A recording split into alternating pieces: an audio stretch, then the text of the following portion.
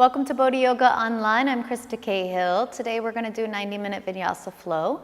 This is Chris. He will be demonstrating the postures for me. Today we're going to start in the hero pose, Virasana. So you may need to use a couple blocks or cushion of some kind. You can just place the block between your ankles, draw the outer ankles in, see if you can get the little baby pinky toes down on the ground if possible. You don't have to force your knees together. You can keep your knees about hip distance apart. And just notice how your pelvis falls on the surface that you're sitting on. So we do want to try to release the sitting bones vertically straight down into gravity and to allow the spine to move up in the opposite direction. So we are gaining slight elongation through that lumbar area of the spine. And you're just letting that natural upward angle of the spine build through the crown of the head, through that space between your ears. Shoulders relaxed. If you're in a situation where you can close your eyes, allow your mind to draw its focus inwards to the inner world.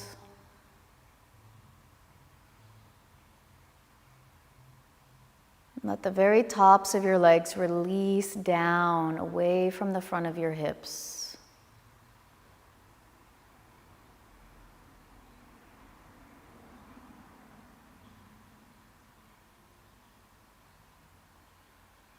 Notice how just by observing your breath, you can observe the four sides of the rib cage lift evenly as you inhale, helping the spine to grow taller. It will naturally release back down as you exhale.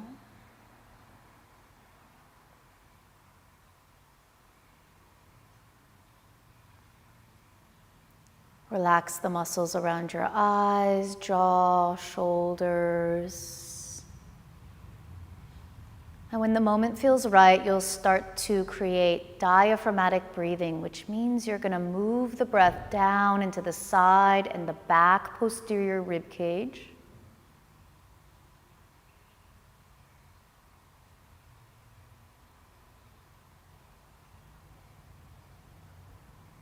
With each exhale, follow consciously the breath until it completely releases all the way out.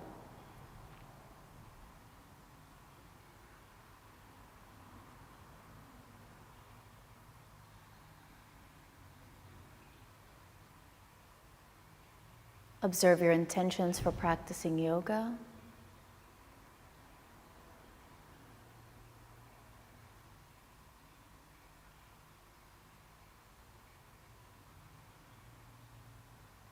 Keep your awareness deep inside. Let your eyes open. Interlace your hands in front of your chest. Flip your palms forward. Do your best to get your inner elbows totally straight. So if you have a carrying angle, the outside of your upper arms will turn until they move towards the center of the chest. See if you can open the inner shoulder blades away from the spine. Okay, and now continue with that opening, that protraction of the shoulders, and go up with your arms as high as you can. So as much as the outer upper arms turn, so that's the triceps, towards the tip of your nose, that firmness of the outer arm shoulder is met by the inside of your upper arm, so the biceps, resisting out. So your inner upper arms are firm. Use the resistance of the inner shoulder blades out to continue firming the outer arms a little bit more. And take a really big inhale. See if you can move the center of the spine up to push the shoulders higher. Maybe the arms can come back in line with your ears eventually. Take another big breath in. And as you exhale, you're going to bring your arms forward and round your back, bringing your hands all the way to touch your thighs. On the inhale, come all the way up with your arms. Spread the inner shoulders. As you exhale, release, opening the upper back into the rounded position. As you inhale, go up, maybe the arms a little behind the ears for some. And last time, as you exhale, little scared cat position. As you inhale, arch all the way.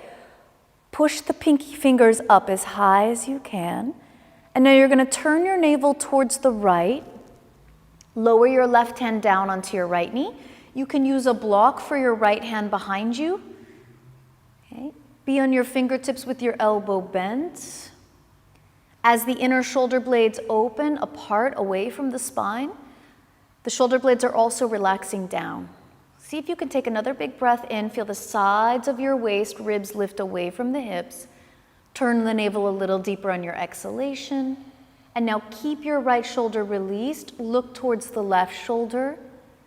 Keeping the right shoulder relaxed, finish the exhalation completely. And as you inhale, come back to the center. And you're going to change the clasp of your fingers. So you have a regular way, a bizarre way. When you're ready, invert your palms. So look at your hand, and you want the fingers to be even, so the pinky fingers are not further forward than the thumbs. Inner elbow straight, the outer arms rotating in towards the midline. That's it. Open your inner shoulder blades a little wider, and when you're ready, go all the way up, vertical position. Use your awareness, your breathing to help guide the outer shoulder blades, triceps towards the tip of the nose.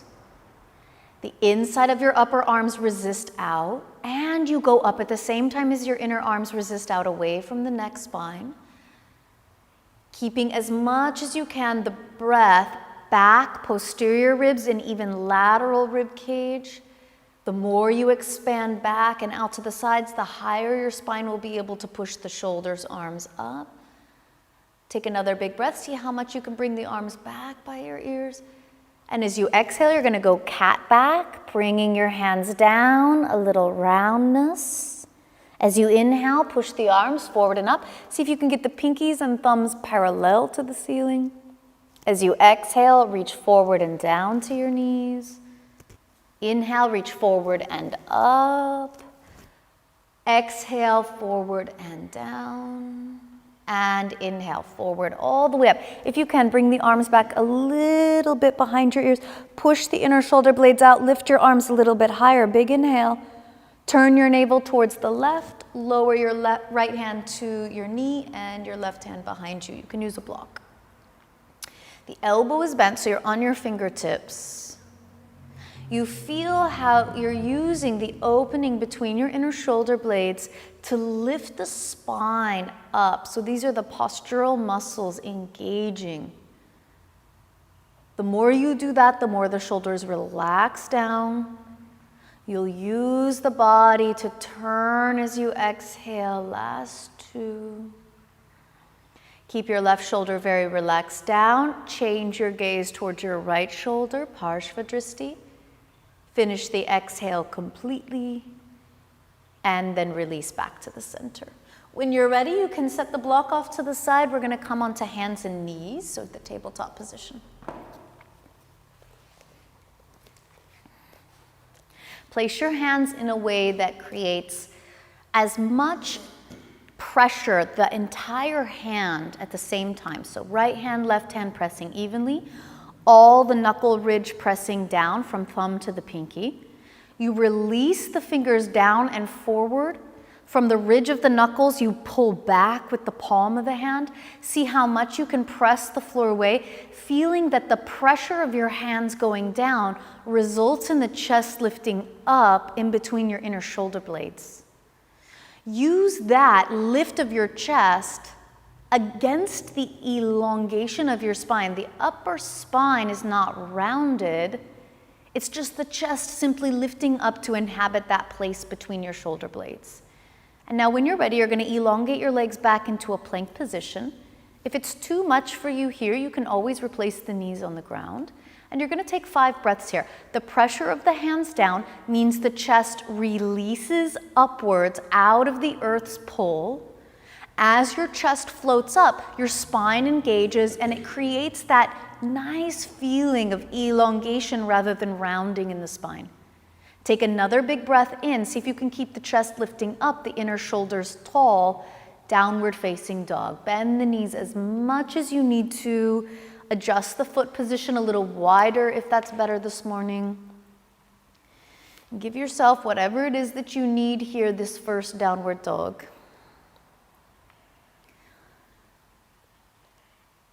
Breathe in a way that creates space and continues to bring awareness into your inner body.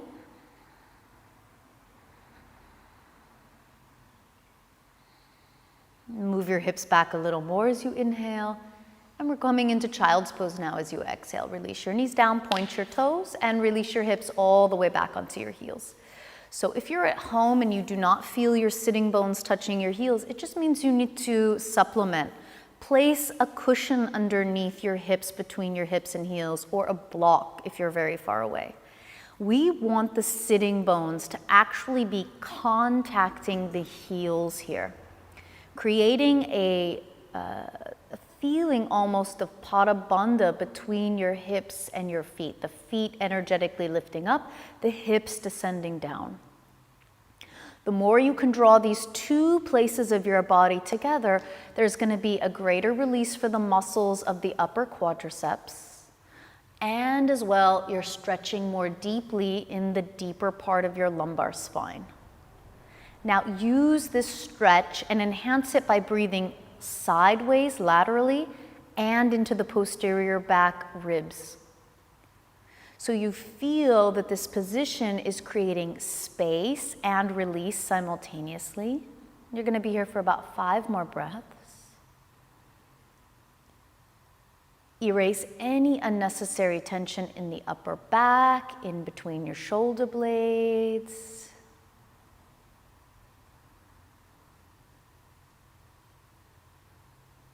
Feel the weight of your hips growing even heavier the longer you stay here. Last 2.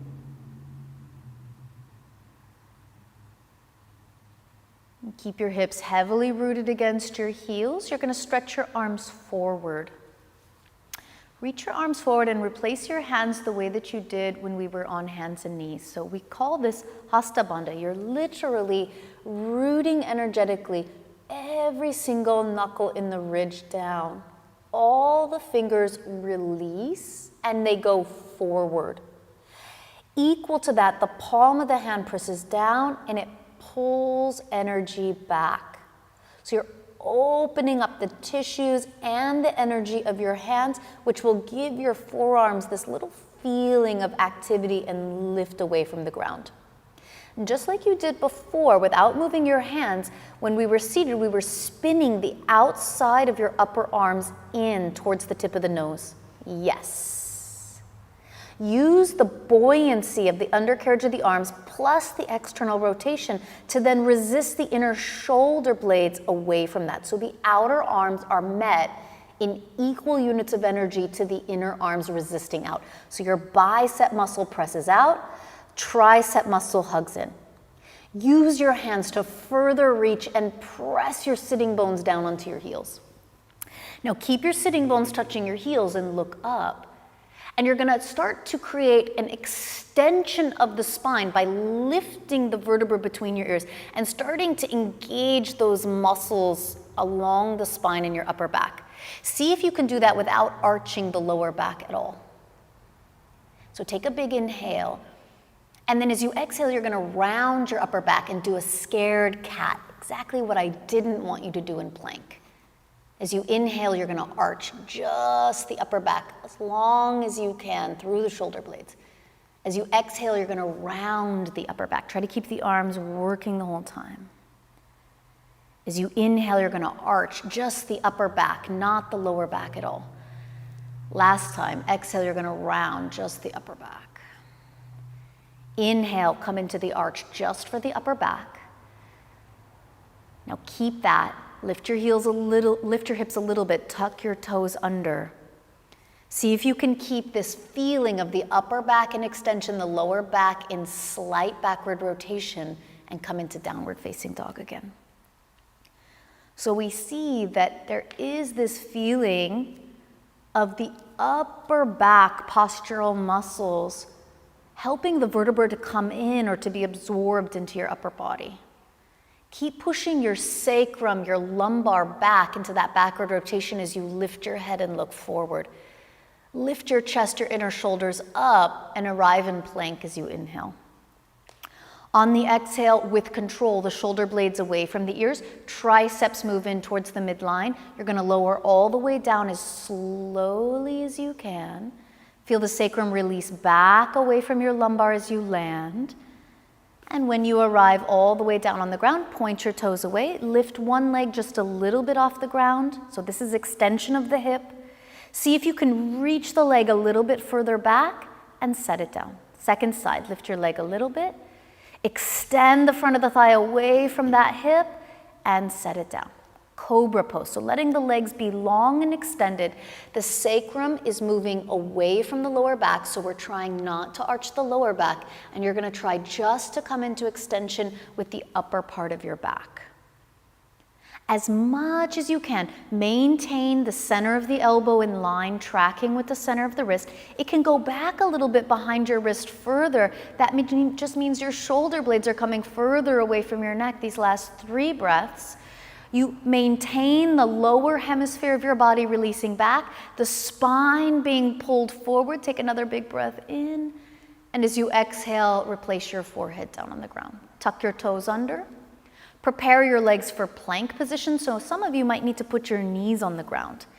Irregardless of whether your knees are on the ground or not, the top part of your thighs start to lift away from the ground. So again, we go back into that hip extension. Equal units of energy, the sacrum releases away from the lumbar, and that's the first part of the plank that lifts up. Then press all the way up. Lift your knees if they were down, and downward facing dog on the exhalation. You're going to move your hips back and just bend one knee a little bit and try to straighten one leg for a couple breaths. When you feel ready, you'll change up the sides. Feeling the tibialis anterior and the calf muscle stretch, and go back and forth a few times, just walking the dog.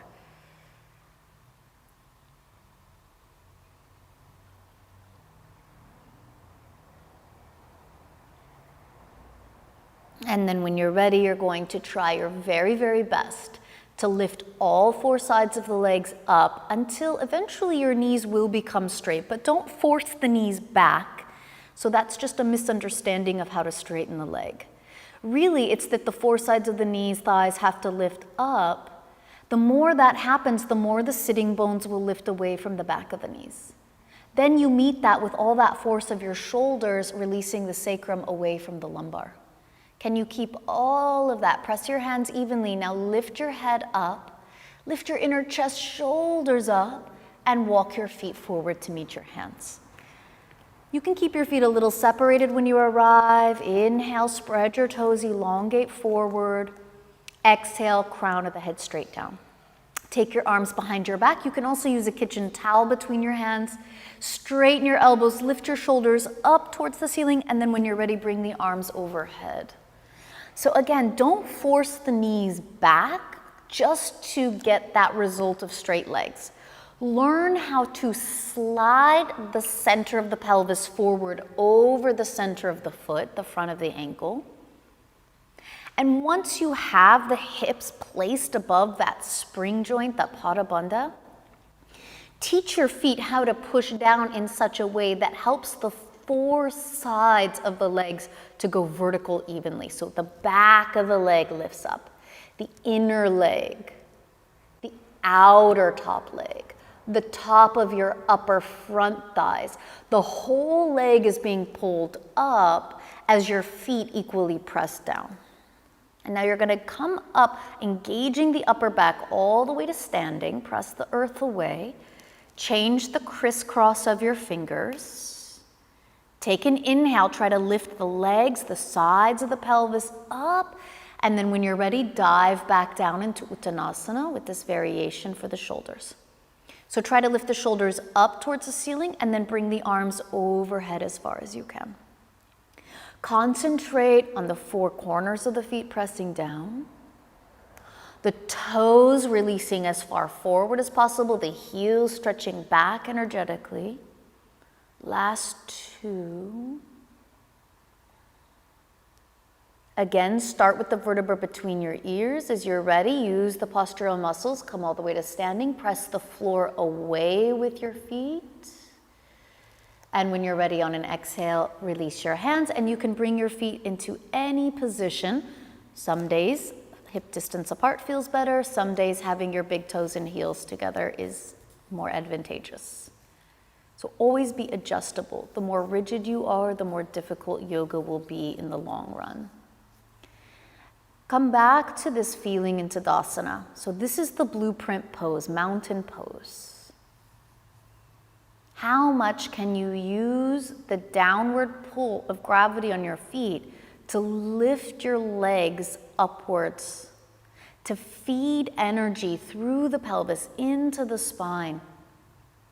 Without any manufactured tension in the shoulders, the spine can grow taller. Ears feel like they're being pulled upwards off your spine, giving you height and elongation. Now, like we did when we were seated, you're going to externally rotate the arms. So the back of the arms are going to come towards the side of your body. How much of this rotation can you get all the way up into your shoulder joint? Maintain that, press the floor away, and on an inhale, reach both arms all the way up. Use your spine to enhance the lift. As you exhale, lift the legs, fold all the breath completely out. Relax the neck when you arrive. Inhale, just come halfway up. Fold again, we're doing an Ardha Surya Namaskar as you exhale. Open your arms, externally rotate the top of the shoulders and lift your body. The triceps will face in towards the tip of the nose. Tadasana, exhale, Samastitihi. Again, inhale, Ardha Surya Namaskar, reach up. All the breath out as you exhale, fold. Without any arch in the lower back. Inhale, look up, lifting the ribs to the chest. Exhale, relax, crown of the head down. External rotation with your arms. Come up as you inhale. Press the earth, lift your thighs. Exhale, hands release, Samastitihi. One more like this. Inhale, biggest stretch you can. Make space in your spine. Exhale, now fold all the breath out. Inhale without arching the lumbar or losing the front ribs, elongate. Exhale, crown of the head reaching for toes. Inhale all the way, external rotation as high up in the shoulders as you can manage. Triceps turn towards the tip of the nose. Samastitihi, exhale. Inhale, arms up, Urdhva Hastasana. Exhale, Uttanasana, all the breath completely out. Inhale, elongate. Now bend the knees as much as you can until the hands can come flat to the ground. Organize your hands and step to plank position. Take a breath in plank and then lower down to the ground with as much control and precision as you can. The shoulder blades way down out of your ears. Point your toes back. Elongate your legs back and come from cobra into upward dog if it's possible, or stay in cobra. As you exhale, downward facing dog. You can always press on your knees if you were in cobra. You can take from child's pose a few breaths into downward facing dog. See if you can, even if you're not looking at your hands, can you feel your hands and how they interact? Your hands have become now 2 feet, so now you have 4 feet. Your arms have become 2 legs, so now you have 4 legs. Evenly draw the energy up these 4 channels and see if you can animate and lift the pelvis away from your spine and legs as much as possible. Last 2. You want to feel your frontal hip bones literally flying up as your sitting bones lift up. Last breath in. Now continue with your hips moving back. Lift your gaze and chest. Bend your knees. Jump or step, feet to hands. Elongate your body fully. Exhale, crown of the head straight down. Open your arms in external rotation. You reach. Exhale, hands Samastitihi. Tadasana. External rotation as you inhale. Biggest stretch the spine can handle. Exhale, fold, flexion in the spine. Inhale, Ardha, half extension in the spine. Jump or step to chaturanga, or go to plank and down dog if that's necessary. Cobra or upward dog direct. Inhale. Downward dog, exhale. Press through your hands as if they were 2 feet. Use your arms to channel energy like 2 legs. The outsides of your upper arms provide a container. They're hugging in. The inside of your upper arms in equal units of energy press out away from your spine. Last 2. Go for more length as you inhale. Look forward. Finish the exhale as you bend your knees. Inhale all the way. Travel to the front of the mat, elongate. Exhale the crown of the head down. External rotation all the way from the shoulders. Reach without losing your height. Arms down. Exhale, Samastitihi Tadasana. One more time. Inhale. Exhale. Try to get all the breath out completely. Inhale, hands flat if you can. Exhale, chaturanga, float or step. You can always go direct to down dog if that's necessary. Inhale, up dog or cobra. Exhale, downward facing dog. Take a few moments, organize the foundation of the posture. Teach your arms how to become stable like 2 legs.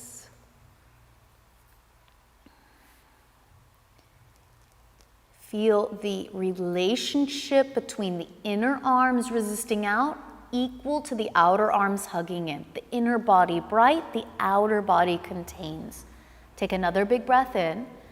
Look up. Finish the exhale as you bend your knees. Keep moving your hips way back and jump or step. On your next exhale, fold all the way down. External with the shoulders. Inhale, rise. Don't lose any of that height, just the arms, only the arms release down. Tadasana, close your eyes. Feel how the series, the sun forms, they stimulate us. We're doing forward flexion in the spine and back extension as well. See if you can feel now that you're not doing either. Tadasana is not forward flexion, nor is it spinal extension.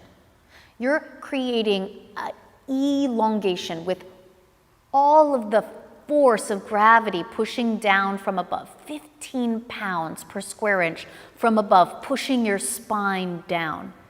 Resist with at least maybe even 16 pounds per square inch up, so the discs, the space between the vertebra, get a little bit more fluffy. Last 2.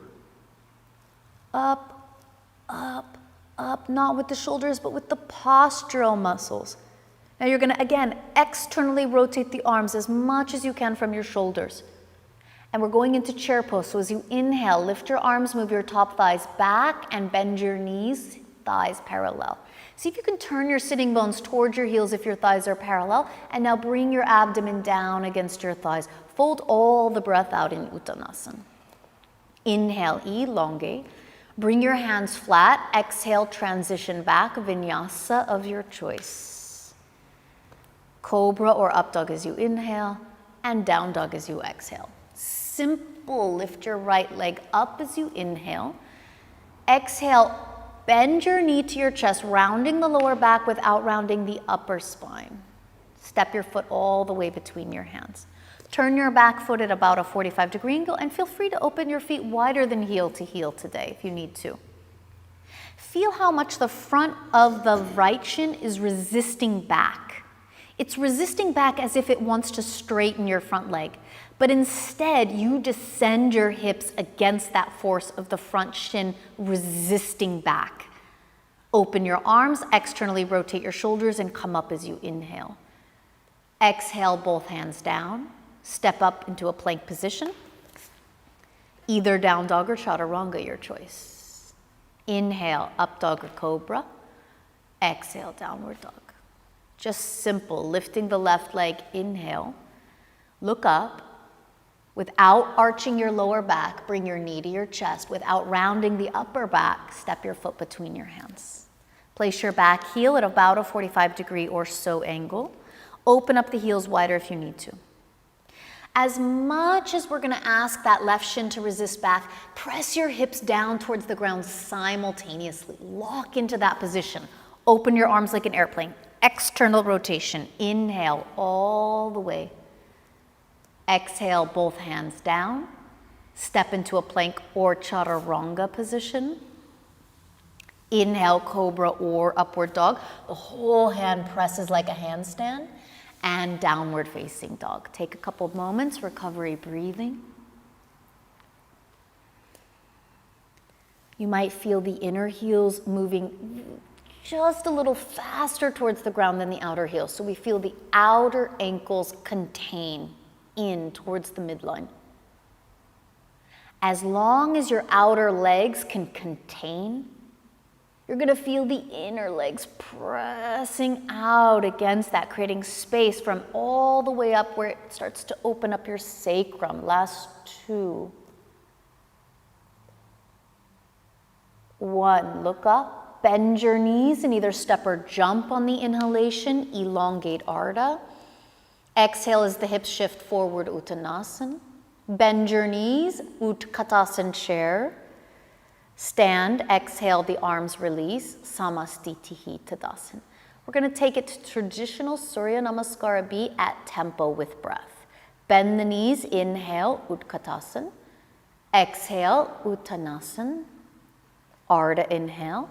Hands flat as you jump or step. Exhale, transition, Vinyasa. Inhale. Exhale, end of the same exhale, right foot steps forward, left heel flat. Come up as you inhale. Chaturanga or down dog direct, exhale, you choose. Inhale with control. Exhale, same exhale, left foot forward, right heel flat. Inhale all the way. Exhale, chaturanga or down dog direct, you choose. Inhale. Down dog, exhale, pause and breathe. Okay, observe where your mind is, bring it right into the moment. Be inspired by the sensations you're feeling here as you breathe. For 3.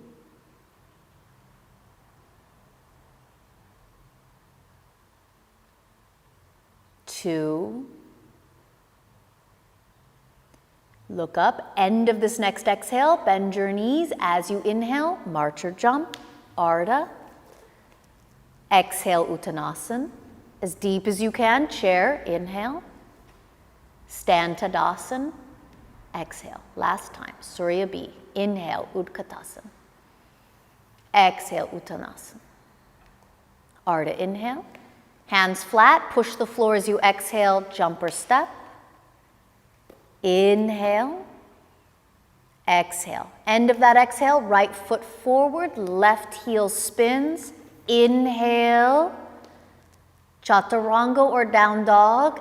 Exhale, inhale, exhale. End of that exhalation, left foot forward, right heel spins.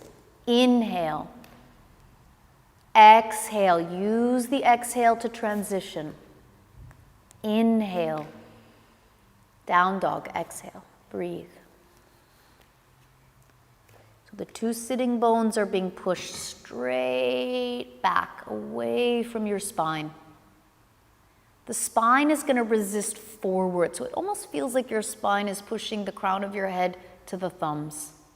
Just move in 2 directions as much as possible. Hatha, sun and moon. Last 2.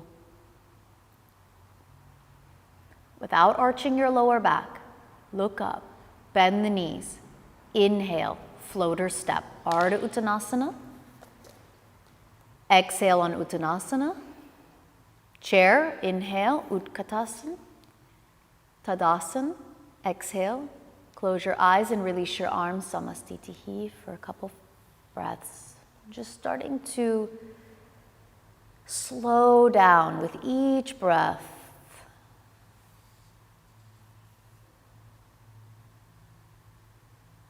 Preparing the nervous system for absorbing Leia. The absorbing of the practice is the final stage. Spreading your toes, making that articulation of the wide mountain base. Find a way to press the entire surface of your foot so much that in equal units of energy, you can lift your legs upright into the hip sockets. You can even feel the sides of your pelvis jumping up away from the sides of your thighs. The sides of your spine, not the shoulders, but the sides of the spine lifting taller. Externally rotate your arms completely. Inhale, straight legs, and both arms reach up, Urdhva Hastasana. All the breath out as you fold. Exhale, Uttanasana. Inhale, Ardha. And now you're going to keep your spine reaching forward, and you're going to move your hips as far back as you can here. When you can't go any further back, start to bend your knees. See if you can get your thighs parallel to the ground. Now, if you can get your thighs parallel to the ground, turn your sitting bones towards your heels and see if you can bring your hips all the way down to touch your heels into Malasana. Very good. Do your best to keep the heels down on the ground. If you can't keep your heels down on the ground, put a little something underneath your heels. So again, you're going to feel the lower back is in a backward rotation or a round flexed shape. Now can you begin to engage the upper back and resist arching the lower back as you bring the upper vertebra into your body? Good. Now take your arms up over your head, and if you can, interlace everything except for your index fingers and your thumb. Turn the outsides of your arms in towards the tip of the nose, and bring the arms back if you can in line with your ears for 5, 4, 3, 2, reach both hands up, big inhale. Exhale, hands down, fold, Uttanasana. You can remove the prop from underneath your heels if you were using it. Inhale, look forward, elongate. And as you exhale, you're just going to march your feet back into a plank position. So have your feet a little wider than your hips distance apart. We're going to take a little twist here. So you're going to keep your hands the same, and you're just going to turn both heels over to the right side. Okay, take a couple breaths here. See if you can feel the sacrum still releasing away from your lumbar spine. At the same time as that's happening, see if you can push the inner edge of your right foot, so that's the inner heel, the big toe, towards the ground. Yeah, the outer ankle has to firm in quite a bit. Now at the same time, don't let your hips come forward, but pull the spine forward. Last 2. And 1. Come to the center, do heels to the left when you're ready on an exhalation. See if you can start to feel the inside edge of that left foot come down to the ground. So the outside of your ankle, the tibialis anterior, engages. You're using your hands to push your hips back, and at the same time, pull with energy from the postural muscles the spine forward. Take another big breath in, and come to the center, down dog as you exhale. Step your right foot forward between your hands, crescent pose. Bend the back knee if you need to. Okay, and now feel that, yes, the front shin is resisting back, and yet at the same time apply enough pressure of your pubic bone moving straight forward that you can feel the shin doesn't actually move back. It's being resisted energetically back. See if you can now absorb those upper back vertebrae into your body. Move the arms in line with the ears, or maybe even a little behind. Maybe even you can start to create a little bit of an extension with your upper back. Reach back over your left heel, last breath here. And now as you exhale, both hands down onto the ground. Okay, we're going to take a twist. With your left hand under your left shoulder, the right arm is going to lift up. As much as that right shin is resisting back, firm the right hip in and see if you can draw your pubic bone forward. The feeling is that your frontal hip bones fly up into your bottom rib cage. Keep that and then work the upper back like you do in up dog. Bring the ears back in line with your shoulders. Open your inner shoulders wide, open your chest, take a big inhale. Lower your right hand, exhale. Now, if you need padding under your left knee because your knee's a little tender, put a pad under your left knee and bring your left knee down onto the ground. Now reach back with your right hand in a twist and hold the left foot if it's possible. Same thing here. The front of the right shin is resisting back, but at the same time, can you create enough flying upwards energy with the front top hip bones that then you can arch just in the upper back and isolate the back bend, not in the front ribs, but in the upper postural muscles of your spine. Left shoulder blade away from the ear. Turn, turn, turn, open the center chest. Last big inhale. Exhale, release hands down. You're going to step into a plank position when you're ready. Lower slowly with control to the ground completely. And we're going to come into Sphinx pose. So the forearms have to push down, and isometrically you're pulling them back against the sticky surface of the mat. When you do this, and you can take your elbows a little more forward, when you do this, you want to feel the frontal hip bones and frontal ribs coming together. So we're magnetizing the energy of the belly.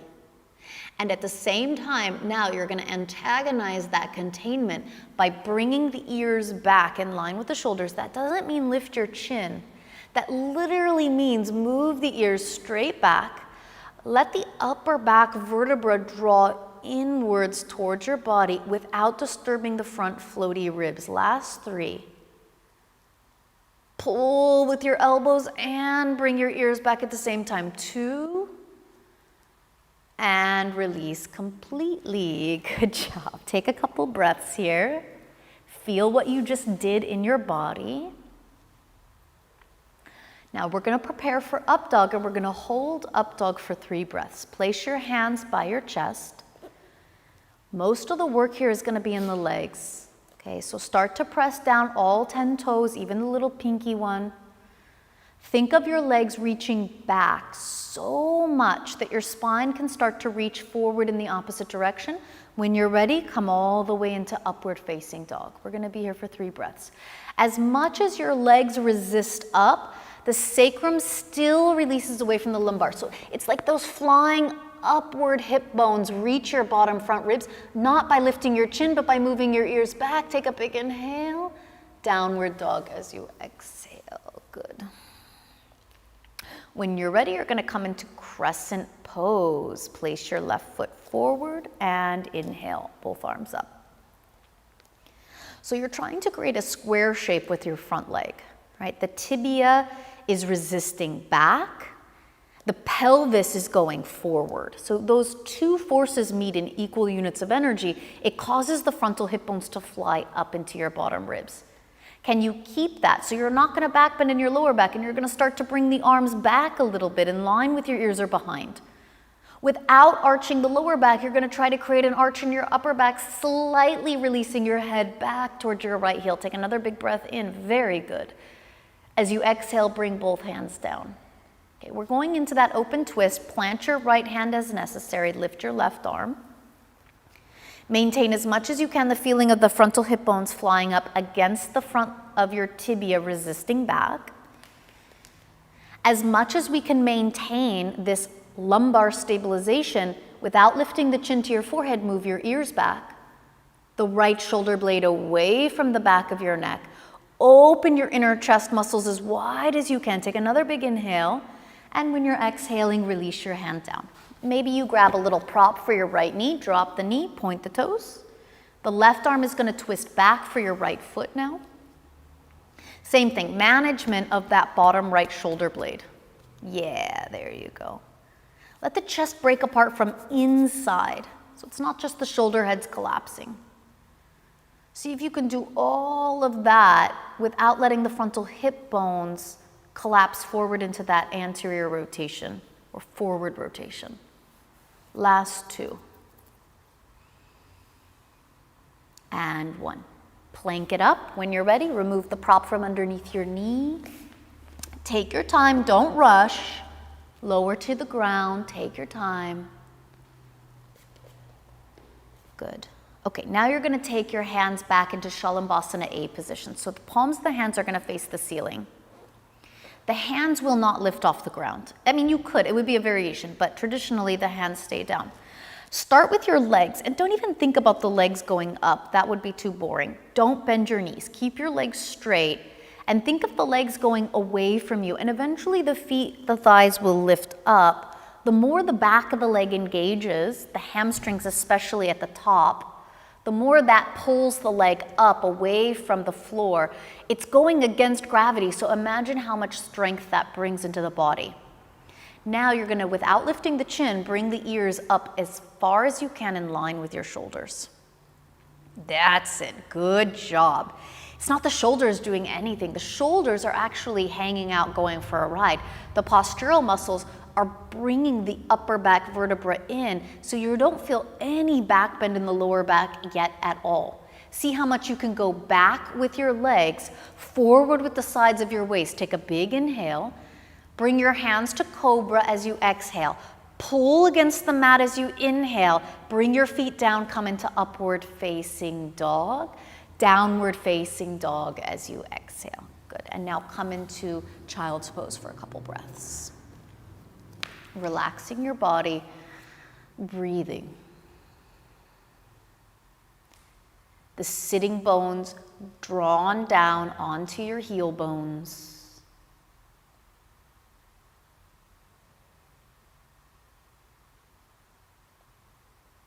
Diaphragmatic breathing. We're going to trigger that relaxation response in your nervous system here.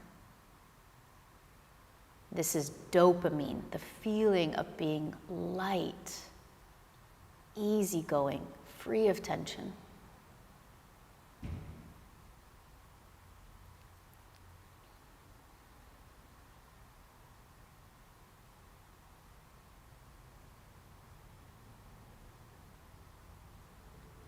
Stretch your arms forward. When you're ready, you're going to come to downward facing dog.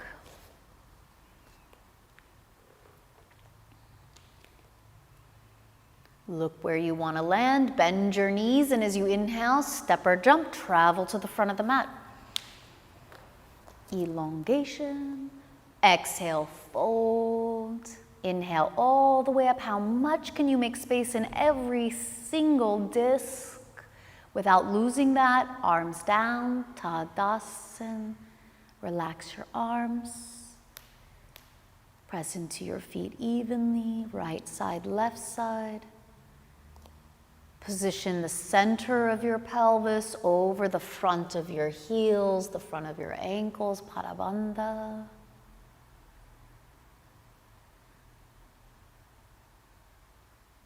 Two more breaths here.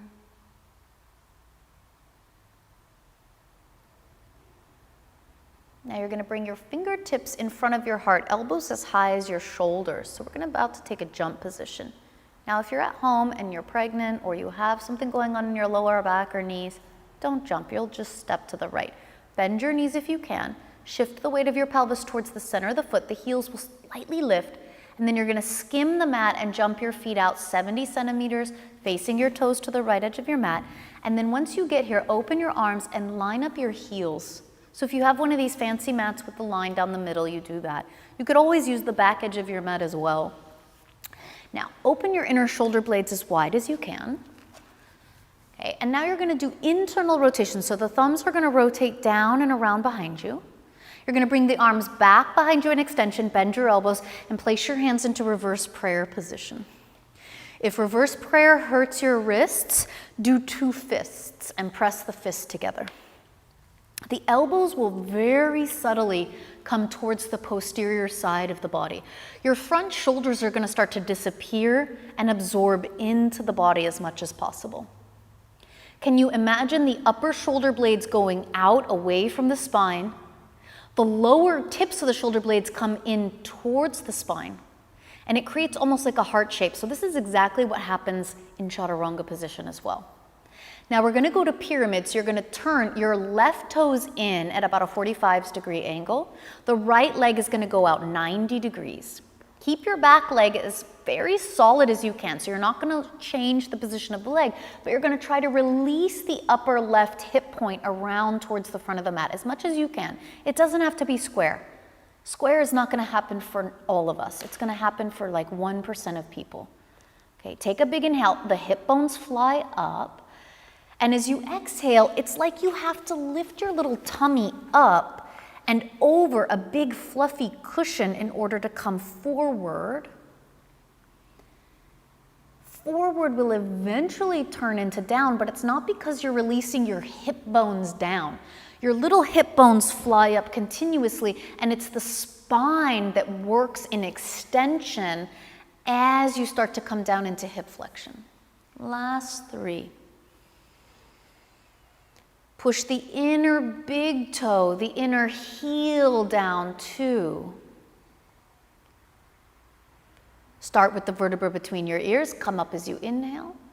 As ninja as you can, turn your feet around towards the front of the mat. Second side direct. Inhale, fly your hip bones up. Exhale as you keep that reach forward. Use the working spinal muscles, the postural muscles against the lift of your pelvis so you don't end up nutating your sacrum into your lower back.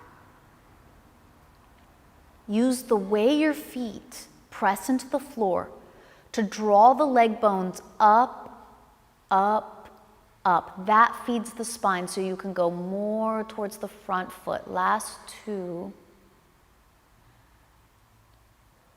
All the exhale out. Lift first the vertebra between your ears, come up. Turn your feet back parallel. Okay, open your arms parallel. And release your hands to your hips. Elbows in, take a big inhale. Lift your spine up. Exhale, Prasarita Padottanasana, fold forward. We're gonna take D position, reach and hold your big toes. Draw the outsides of your legs in, make a container. Inhale, elongate. Lift the inner triangle of your legs taller as you exhale the crown of the head down. Do your best to keep that little sensation of the frontal hip bones flying up, just like you did in Sphinx position. And at the same time, you use the work of the spine to reach the crown of the head eventually all the way down to the ground. A teeny tiny amount, I'm talking about a teaspoon, draw your inner shoulder blades up away from the floor. Keep reaching the spine down. Last 2. Last 1. Holding your toes as you inhale, look up, that's the work in the spine. You didn't at all arch your lower back, hands to your hips, exhale, elbows in. Inhale, press your feet, stand. Okay, pause here. You're going to open your arms parallel to the earth, and now you're going to do as much external rotation in your shoulders as you can. Ooh, yeah, very good. Now reach your arms up over your head.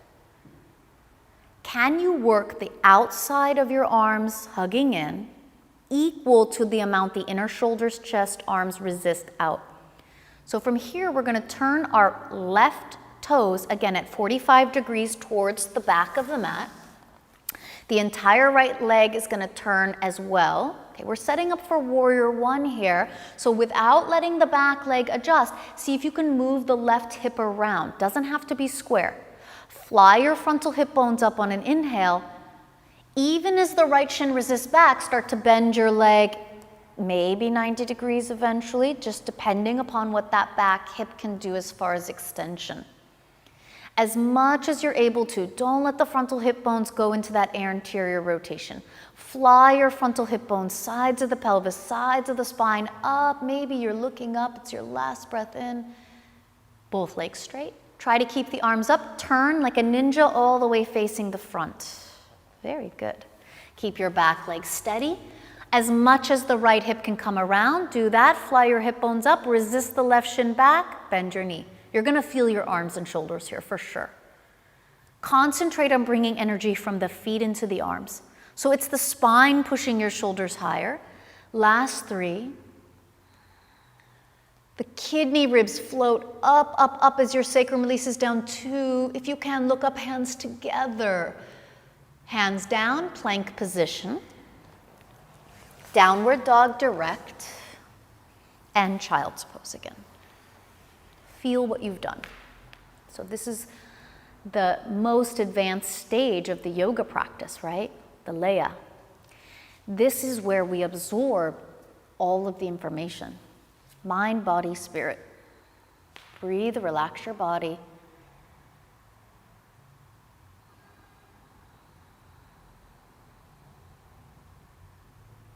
Intensity is met with equal amounts of relaxation. This is hatha. We go in two directions equally, in a balanced way.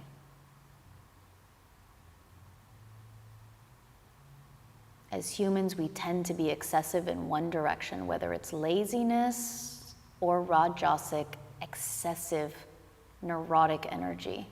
Can you find the middle, the sattva?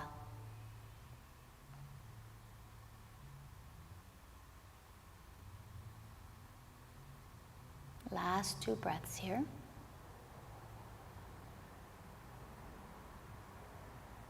When you're ready, stretch your arms forward, prepare for downward facing dog.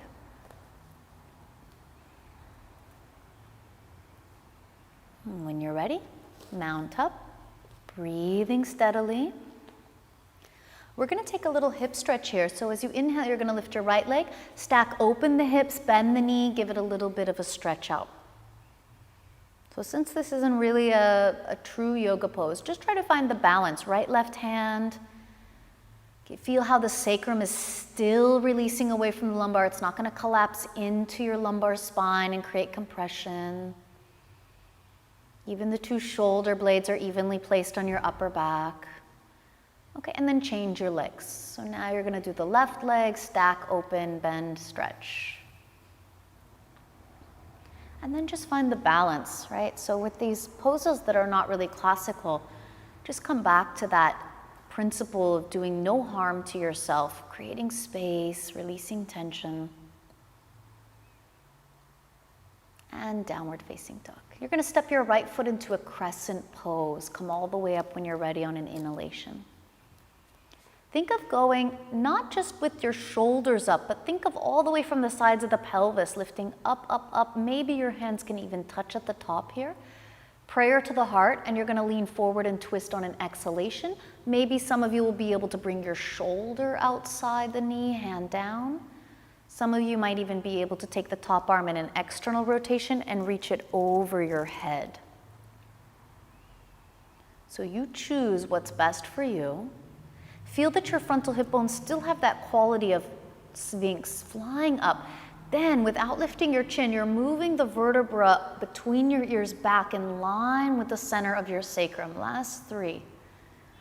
Go back to go forward. Go forward to go back. Take a big inhale. And release completely down. Okay, we're going to try to go to Hanumanasana.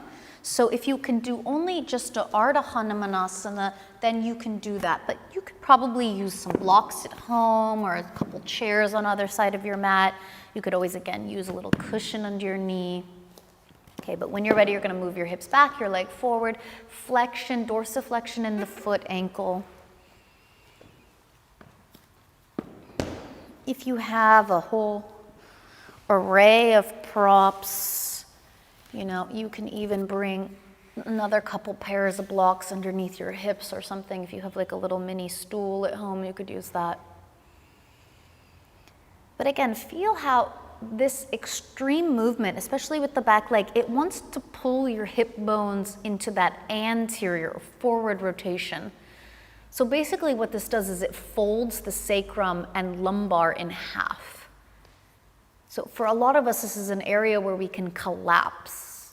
Do your best to see if you can create and promote upward mobility with the hip bones and the spine simultaneously. The front ribs can stay very discreet, very relaxed. Last 3 breaths here. If you feel balanced, you could take the arms up like warrior 1 if you wanted to. Feel how much the spine feeds your arms, shoulders. Last 2. And then bring your hands down. You can use the blocks, okay? Curl under your back toes and see if you can lift up away from the props. You can curl these guys under. There you go. And then you can just start to slide your way back. Try not to take your yoga mat with you. And back into downward facing dog. Okay, and then you can just set the blocks off to the side. Okay, once you're organized and back in your downward facing dog, on an exhalation, step your left foot into crescent. Come up as you inhale. Okay, go up, up, up as much as you can. Frontal hip bones feeding spine. Hands might even touch at the top, you decide. Exhale, hands come down. You're going to move across into the twist. So try to repeat whatever you did on side one. You can bring your shoulder or elbow to the outside of the knee. Okay, if your right hand can go down, maybe your left arm up. Some of you will be able to articulate from the shoulder external rotation and reach the arm overhead. Lift the frontal hip bones maximum and work the postural muscles, especially in your upper spine. Think of whatever amount you want the spine to go forward, you have to go equally back through the right leg. As much as you want to go back, you have to equally go forward through the top arm, through the spine. Last two. And last one to release all the way down. Now you're setting up again for Hanumanasana, the monkey king. Do your best to give your body the proper amount of support so that you can do the pose with a structural stability that brings space. And our main concern is, of course, going to be the sacrum, S1, lumbar, L5. We don't want to collapse and fold in half there. So we draw energetically. So this is not about creating tension. This is where the idea of bandha comes in.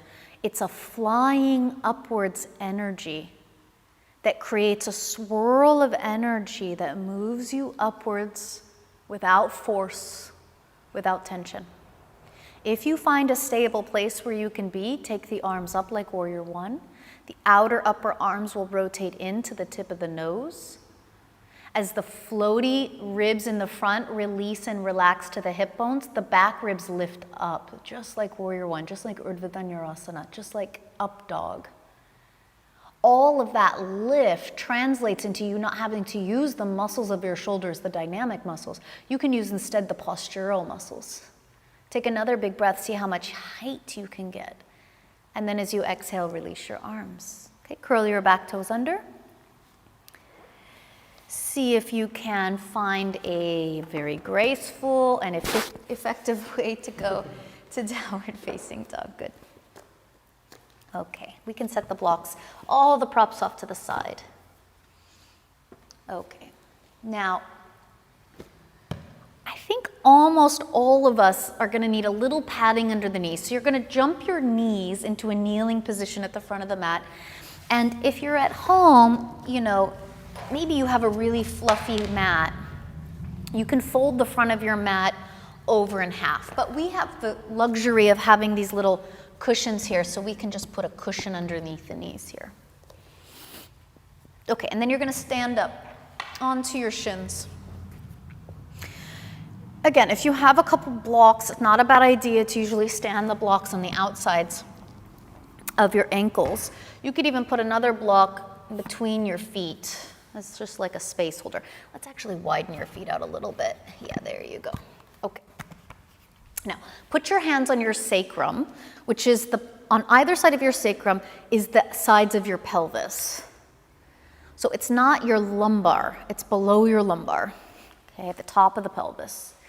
You're going to manually, with your hands, feel your hips moving forward. So your pubic bone advances towards the front of the mat, and the tops of your thighs go in a resistant way back, just like the front of your shin did in Warrior One.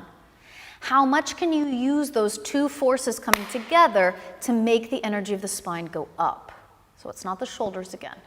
When the front ribs go into that relaxed state where the frontal hip bones can fly up to them, it's the back ribs that lift.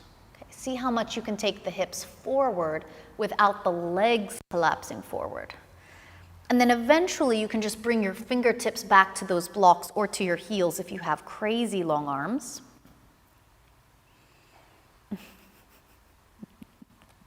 The main objective that we have here is hip extension. So the frontal hip bones fly up, the back ribs fly up, and it's not that you're lifting your chin. Don't mistake that. Just bring your ears back in line with your shoulders. Last 3. Big breathing practices, 2.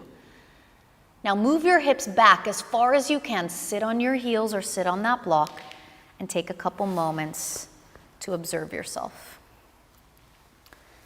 So for many reasons, these poses get avoided, and for a lot of us, it's because we meet such an obstacle here at the front hips. So to undo the years of sitting in chairs and cars, we have to develop the integrity, right, of the stability of the lower back, the belly, and to mobilize and create hip opening, hip extension. So this is really not that easy. When you're ready, you're going to come back into this little mini Tadasana shape, standing on your shins. Bring your hands onto your pelvis on either side of your sacrum. Direct the frontal hip bones, just like you did in Sphinx pose, up to your bottom ribs. As the thighs move back, your pubic bone, it's like it's being pulled forward with a little string. Equal to that, your ears go back. The back kidney ribs are fluffy, lifting up. And when you feel like you get into that position, you can take your hands back to the blocks. When your hands go back to the blocks, you have a few breaths here. Without lifting the chin to the forehead, move the ears back in line with how much the shoulders have moved. Feel the 2 shoulders away from your ears and onto your upper back. Last 2. Turn, turn, turn the pelvis. Hey, this is looking not so bad. And then bring your hips back all the way to the block, to your heels, whatever it is underneath you, and take a couple breaths and say, hey, that was pretty good.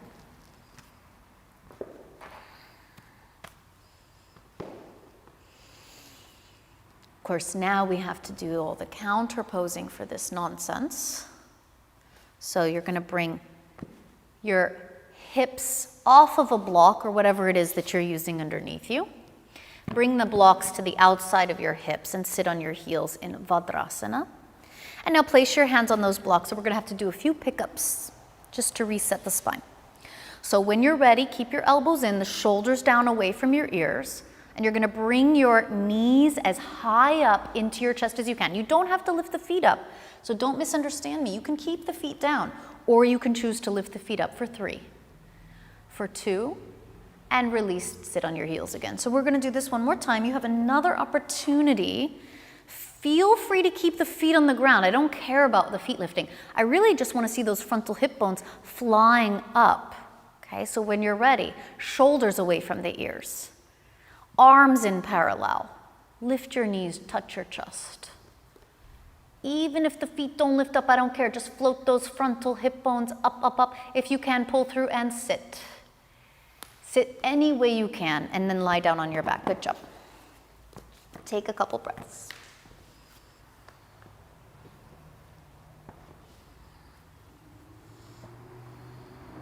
Breathing, recovery breaths.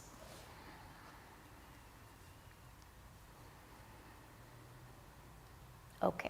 So if you don't have a block at home, you're going to do active bridge pose. We are going to do a supported one. So when you're ready, Chris, lift your hips and make sure that's in the center. So it's on the sacrum, not on the lower back. So for those of you who are using a block at home, never put it on your spine.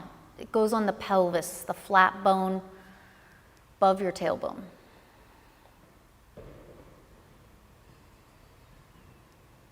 Here, you're going to be able to, in a very passive way, feel the frontal hip bone, frontal rib connection. So it is the magnetism of these 2 energies together that eventually will spontaneously start to create what's called Uddiyana Bandha. It's not a physical engagement of the abdominals. It's an energetic container So we learn to contain the energy, the vital energy inside of our bodies. And it's not something you can do forcefully. It's something you have to practice. It's a grace. It's a finesse.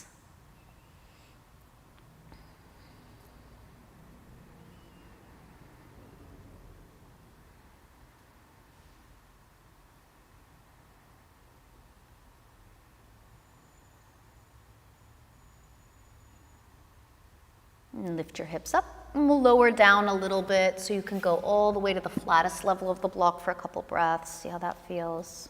Yeah, keep it off of your vertebra, make sure it's in the center.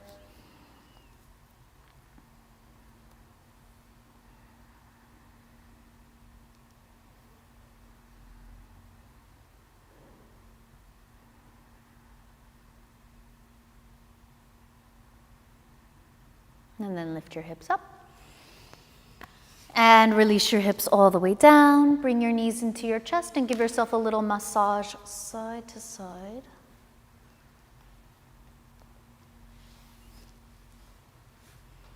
Okay, and we're going to go into the peak pose now, which is Sarvangasana. If at home you're not doing shoulder stand, just go to a wall, put your legs out the wall, Viparita Karani, voila. Otherwise, you're doing shoulder stand, so put your hands on the ground, take your legs vertical. Okay, we bypass completely Halasana in the beginning. We just go direct Sarvangasana. So as you inhale, reverse your pelvis up and bring your hands onto your spine. Yeah. So again, we have the same work as Paschimottanasana Namaskar, reverse prayer, Chaturanga shoulders, exactly the same here. The upper part of the shoulder blades are slightly releasing away from the spine. The lower part of the shoulder blades, the tips are coming towards the spine.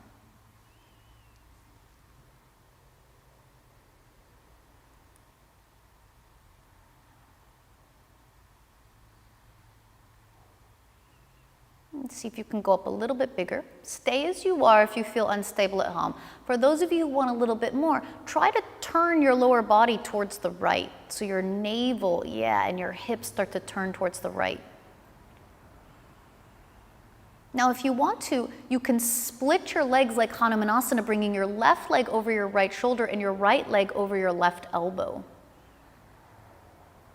Notice how the left leg moves a lot easier than the right leg. Push the right leg into that extended position as much as you can. That's it. Last 3. Good. 2. Bring your legs together first. Then bring yourself to center and readjust your hands. Take a second in the center. Okay, if you want, twisting your lower body, the lower hemisphere to the left, lowering your right leg over your left shoulder and your left leg over your right elbow. So you do Hanumanasana, the monkey king pose here. Notice how hard it is to do extension in the left leg and how easy it is to do flexion in the right leg. So these are the kind of imbalances that we want to work with rebalancing. That's the Hatha yoga. I don't know what it's called when you just go in one direction. That kind of yoga is just, I don't even know if it exists. Okay, bring your legs together first. Unwind the twist. Take another big inhale. Okay, take one leg down to the ground. Keep the other leg up. Okay, see if the leg that's up can go a little higher and maybe your hands can go a little lower. Bring both legs vertical on an inhale. Change the legs, so keeping whatever leg that's up more vertical if possible. Whatever leg that's going down is going to be resisted by that. Okay, and then bring both legs down, Halasana finally. Chris, can we show what it's like if you use blocks? So if you're at home and your feet don't touch the floor, you could always stack up a bunch of blocks or a stool or something underneath your feet. Okay, see how that would feel. Maybe even you could put your feet on a chair or couch, something like that. And then when you're ready, bend your knees around your ears, and we can take a variation on Karna Pindasana where you reach your hands around and hold your thighs.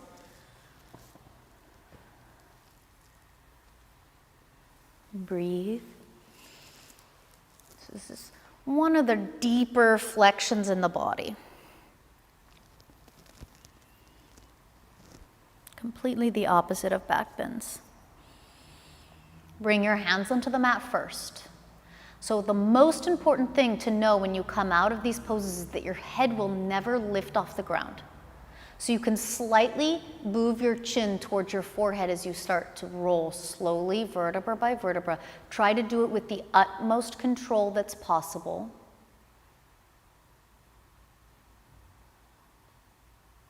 That's it. Take your time. And the counter posture is fish pose. So here we go in the other direction. Elongate your legs forward, or if you have an easy lotus, you can take lotus. Press into your elbows, come up onto the crown of the head, arch just the upper back. Remember, the lower back is not going to arch here, just the upper part.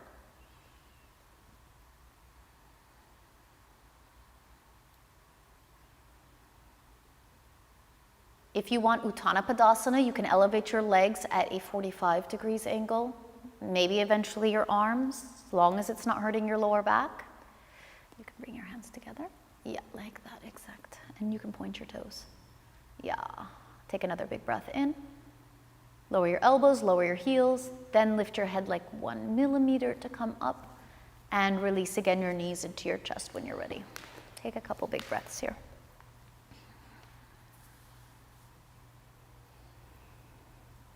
So let's do a little hip opening. Place your left foot on the floor, cross your right ankle across. Okay, and you can just gently use your right fingertips to press the knee away from your shoulder. So to be very, very clear, the movement is happening from way up inside your right hip socket. But in order to protect the lower back, we do the adjustment from the furthest point away. So by pressing the knee away, you're actually protecting the lower back more. Lower back is much more important than the knee. You can live without a knee. You can't live without your lower back. When you're ready, hold the back of your left leg if you want to go a little deeper. And from in your mind's eye, you feel the right knee still turning away from your right shoulder towards the front of the mat.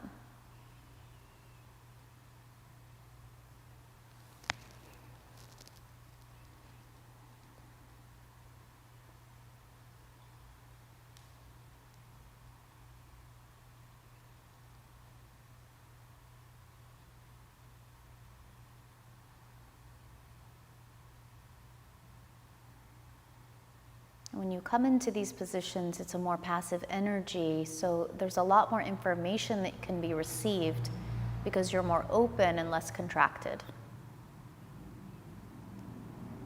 So the absorption stage of yoga is actually the highest form of yoga that we can practice here when doing Hatha yoga.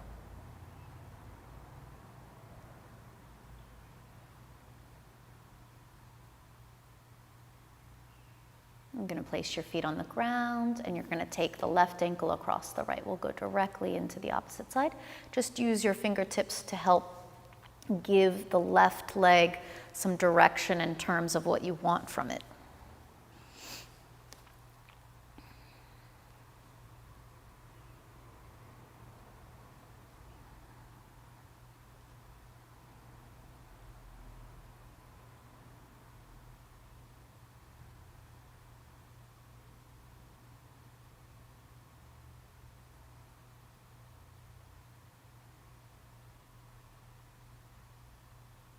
Stay here or go to the deeper form, holding the right leg and bringing the legs towards you.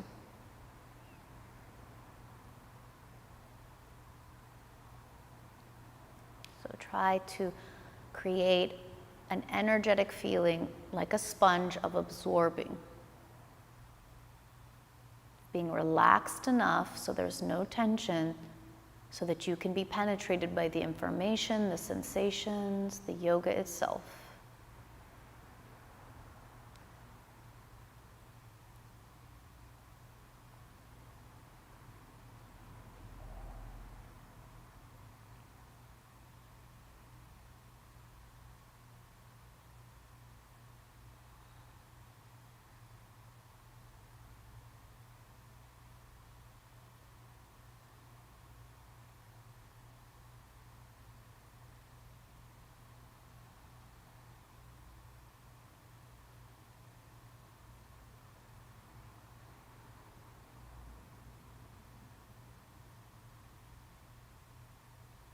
And release your feet onto the ground.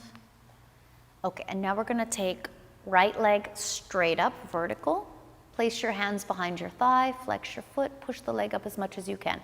Stay here or straighten your left leg. Do what you do best here. Close your eyes, absorb, breathe.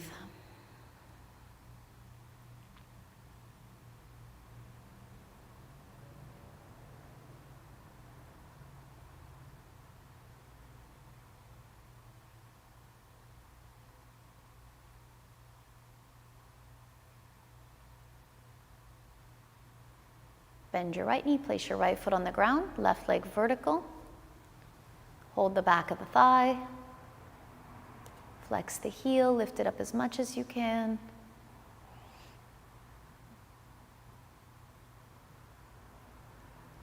Breathe and let the practice move in deep, deep, deep. So this feeling of lack of tension becomes part of even your subconscious patterns. To not hold, but to be a channel that releases through.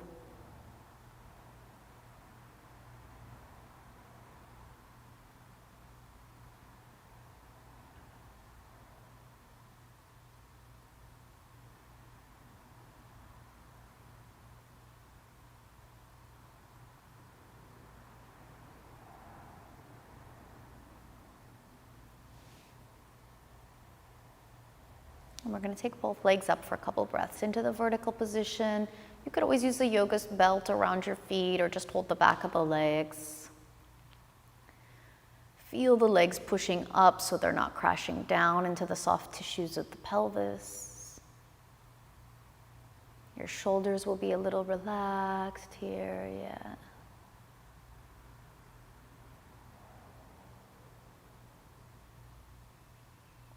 One more time, bend your knees, hug your legs in, and you're going to take a happy baby pose. So you can let the knees rotate out a little bit.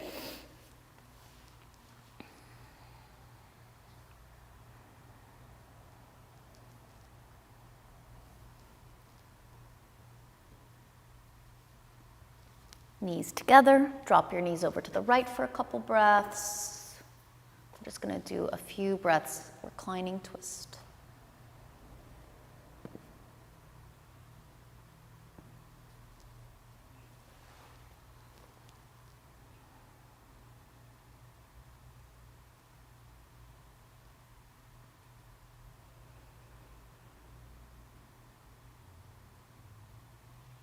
Knees center, second side when you're ready. On an exhale, drop the knees, shift the gaze, or look straight up.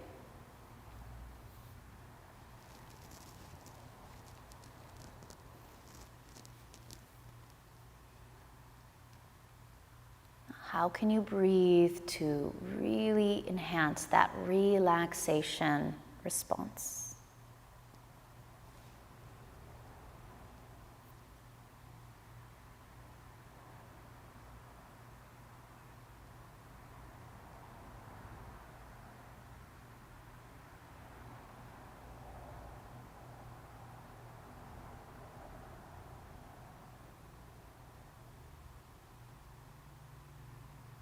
Come back to the center.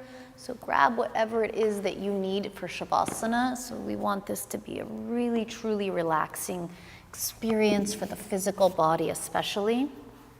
The mind takes a little bit more, obviously, to reach that deep state of relaxation.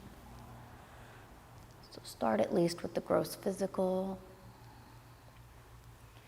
Position your body with props or whatever it is that you need so that you can release into the ground. Let her support you.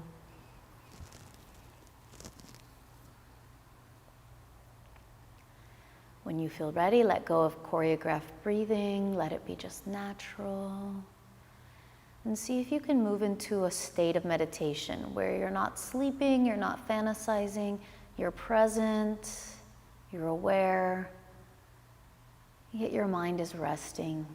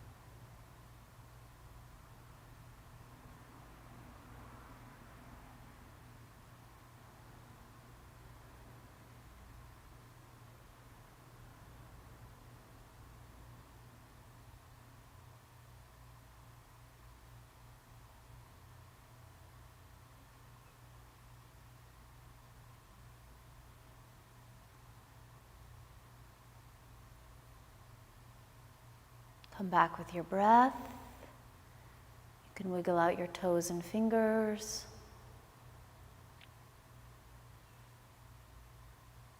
Bend your knees, place your feet on the cushion or mat, and take your arms for a little stretch when you're ready.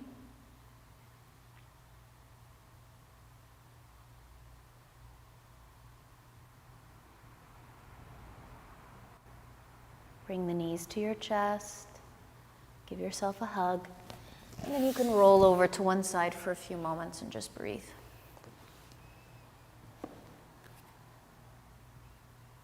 Stay here for as long as you need to. When you're ready, use your top hand in front of your chest. Press the earth away. Come and sit, comfortable. Cross-legged position. Nothing fancy is necessary unless it's easy. Hands come to Anjali Mudra, nestling your thumbs at the base of your sternum and bring the elbows gently in towards the sides of the ribs. Bow your forehead, gaze down into your fingertips, your heart center.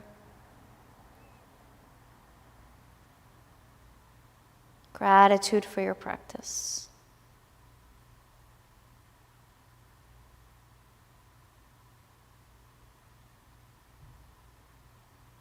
Lifting your head, blinking your eyes open. Namaste.